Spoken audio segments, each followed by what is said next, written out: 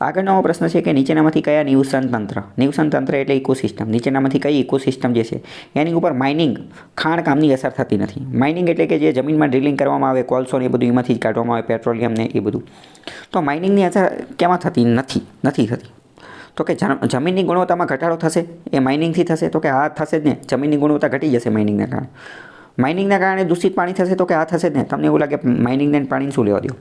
તો જમીનની અંદર આપણે ઊંડે ખોદતા જઈએ એને જ માઇનિંગ કહેવાય. અંદર માની લો કે કોલસો કાઢવા માટે ખોદ્યું તો એને જ માઇનિંગ કહેવાય. તો અંદર જમીનની અંદર ભૂગર્ભ જળ પણ રહેલું હશે ને, ભૂગર્ભ જળ કે જેને આપણે શું કહીએ, ગ્રાઉન્ડ વોટર, ભૂગર્ભ જળ રહેલું હશે. તો હવે આપણે જ્યારે અંદર માઇનિંગ કરશું તો અંદર બની શકે કે કોઈ બીજો ગેસ લીક થાય અથવા કેમિકલ રિલીઝ થાય અથવા અંદર ડિસ્ટર્બન્સ થશે, તો એના કારણે પાણી દૂષિત થઈ શકશે. વન વિનાશ, જંગલોનો વિનાશ થશે. જંગલની અંદર માઇનિંગ ચાલુ કરી દીધું તો જંગલોનો વિનાશ, ડિફોરેસ્ટેશન થશે. તો ત્રણેય અસર જોવા મળશે. શું નહીં થાય? પાણીના વધુ સારા સંસાધનો. માઇનિંગના કારણે પાણીના વધુ સારા સંસાધનો મળશે થોડી, તો એને કંઈ લેવા દેવા નથી. પાણીના વધુ સારા સંસાધનો એટલે કે પાણીના વધુ સારા સંસાધનો આપણને મળી જશે. એક રીતે જોઈએ તો બીજો એક જ ઓપ્શન પોઝિટિવ છે, બાકી બધા નેગેટિવ છે. તો જવાબ બી સાચો આવશે. માઇનિંગથી એને કંઈ લેવા દેવા છે નહીં.